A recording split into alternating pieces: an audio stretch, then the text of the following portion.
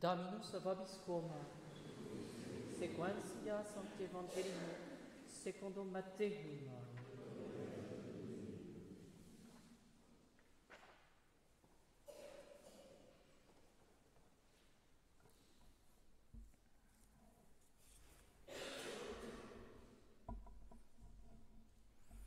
En ce temps-là, Jésus dit à ses disciples cette parabole.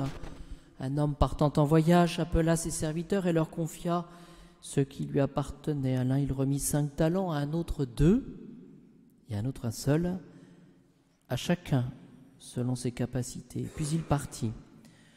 Aussitôt, celui qui avait reçu les 5 talents s'en allait les faire valoir, il en gagna 5 autres. Pareillement, celui qui avait reçu 2 talents gagna 2 autres, mais celui qui en avait reçu 1 seul s'en alla creuser un trou dans la terre, et il cacha l'argent de son maître. Longtemps après, le maître de ses serviteurs revient et il règle ses comptes avec eux. Celui qui avait reçu les 5 talents s'avança et en présenta 5 autres, en disant « Maître, tu m'as confié 5 talents, voici que j'ai gagné 5 autres talents. » Son maître lui dit « C'est bien, serviteur bon et fidèle, en peu de choses tu t'es montré fidèle, je t'en confierai beaucoup. Entre dans la joie de ton maître. » Celui qui avait reçu 2 talents s'avança et dit « Maître, tu m'as confié 2 talents, voici que j'ai gagné 2 autres talents. » Son maître lui dit « C'est bien, serviteur bon et fidèle, en peu de choses tu t'es montré fidèle, je t'en confierai beaucoup. Entre dans la joie de ton maître. »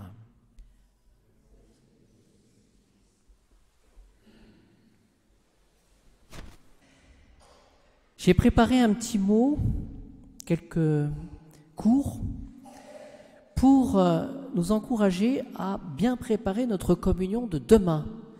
La communion de demain, la communion de... Il y a celle de ce soir peut-être, mais celle de demain, de dimanche. Vous voyez, nous voyons cette parabole des talents, où le Seigneur nous demande de faire fructifier finalement ce que nous recevons. Alors, quelques éléments de méditation pour préparer notre communion, pour que cette communion puisse nous aider à bien vivre et à rechercher la sainteté pendant la semaine.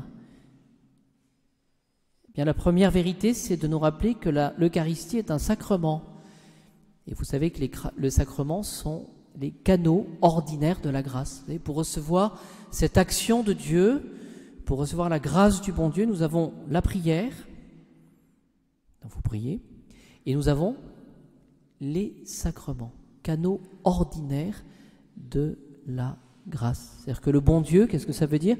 C'est que le bon Dieu se donnera de manière infaillible, dans la mesure où nous avons les dispositions, le bon Dieu se donnera pour remplir notre âme de son amour. Voilà les sacrements.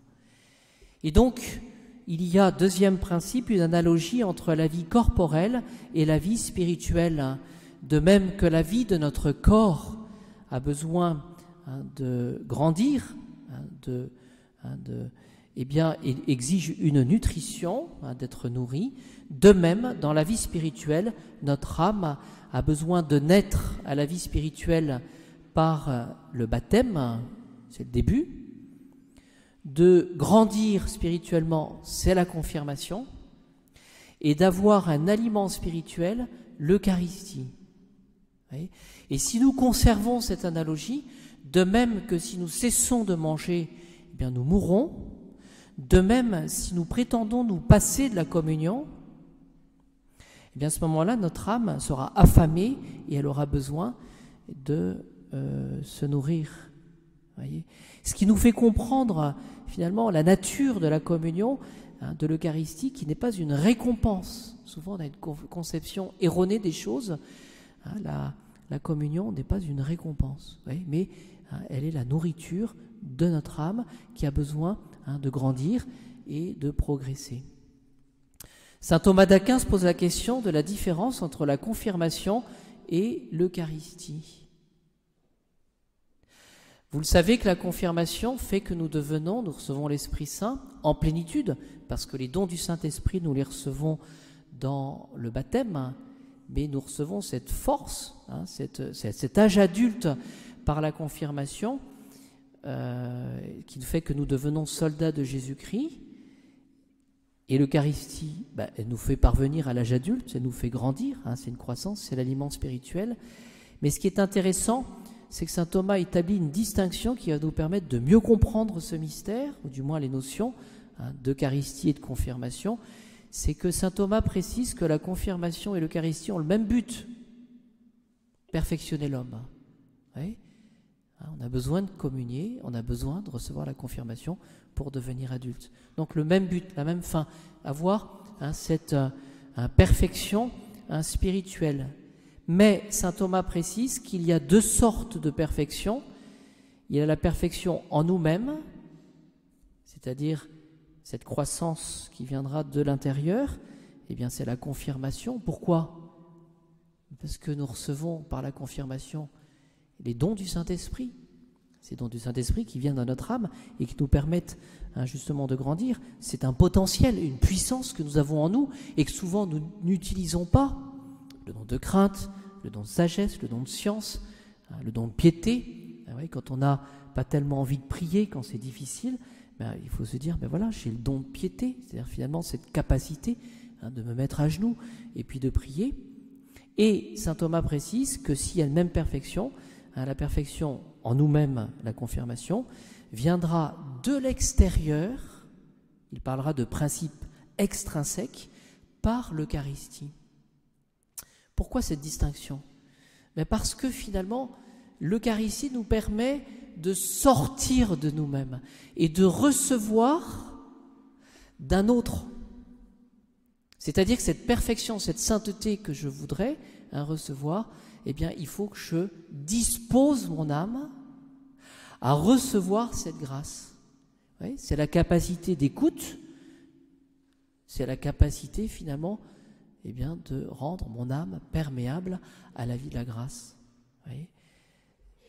De même que le corps a besoin de nourriture, de même que le corps a besoin de vêtements pour conserver la vie, j'ai besoin de recevoir Jésus. Ou pour dire les choses autrement, et je termine par cela, il y en a un qui vient frapper à la porte de notre âme, c'est Jésus. Il veut venir, mais je peux garder la porte close. Et donc finalement, la préparation à la communion me permettra d'être attentif et de disposer mon âme à recevoir d'un autre. Et donc si je reçois d'un autre, je dois avoir l'humilité, je dois avoir aussi cette dépendance. Je dois reconnaître que j'ai besoin d'un autre et que seul je suis faible. Vous voyez, tout ce déploiement que nous pouvons développer par l'Eucharistie. C'est pour ça que je viens à l'Eucharistie de manière humble, pour recevoir. Je ne prends pas l'hostie, je la reçois. Au nom du Père, du Fils et du Saint-Esprit. Ainsi soit-il.